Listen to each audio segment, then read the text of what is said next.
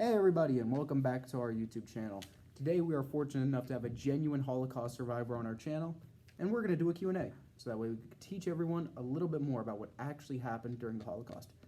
Let's give a warm welcome to Mordecai and Alois. Thank you. Thank you so much for having me on the channel and giving me this platform to share my story. So many of the things that happened during the Holocaust have sort of faded into the background as time passed. I think that it is incredibly important to bring them back to the forefront of public attention because, as the saying goes, those who do not learn from history are doomed to repeat it. And you are absolutely right. Let's start our Q&A with our first question. When and where were you born? I was born in 1919 in Warsaw, Poland, to two amazing parents, Abraham and Cyril. Wonderful. Our next question talks about your inspiring resistance against the Nazis. How exactly did you stand up to the Nazis, especially considering the disadvantages you had? We had underground groups smuggle small weapons and explosives into the ghetto. Unfortunately, we lacked ammunition and heavier weapons. Some of us made homemade explosives similar to grenades called Molotov cocktails. Some of us had to build fortified bunkers and shelters by the end of 1942. There were around 600 of them. That's truly inspiring, and it must have taken an unbelievable amount of courage. Why did you do it? Well, once the word had gotten out that the Nazis were mass murdering the Jews at the end of 1941, I knew I had to quickly start to build up a Jewish defense groups within the ghetto. That's such a noble reasoning, and I have so much respect for the strength that it must have taken. What happened as a result of your resistance?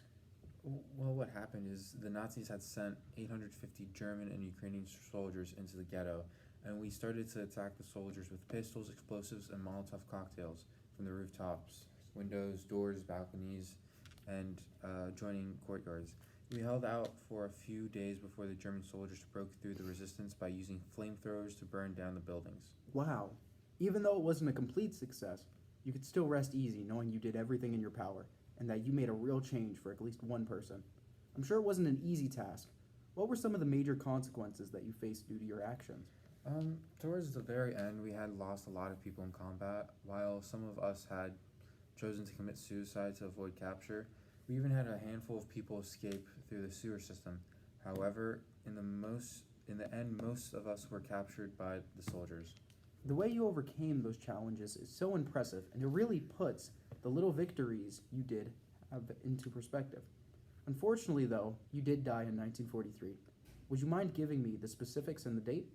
I was killed alongside my girlfriend, Mira Futcher, on May 8th. We were inside a bunker we had built when German troops discovered the bunker and had killed everyone inside, including myself and my girlfriend. It's so sad to me because no one ever did find my body, but at least I made a change and put up a good fight before I died. That's truly a tragedy, and I sympathize with you. It must have been terrible to leave behind your family and friends, but the sacrifice you made for those who needed help is truly admirable. All right, and I want to thank you guys again for coming on my YouTube channel. Your story is an inspiration to us all. It was, and I miss them dearly, but if I could go back, I would do it all over again, especially seeing the good that came from my actions. No problem. Thank you for having me. I appreciate any opportunity to make sure that the tragedies that some endured are not forgotten. You've certainly done more than that here today. Thank you for all the viewers who made this possible, and in order to help us make more Holocaust content, please smash that subscribe button, turn on post notifications so you know when we drop more content.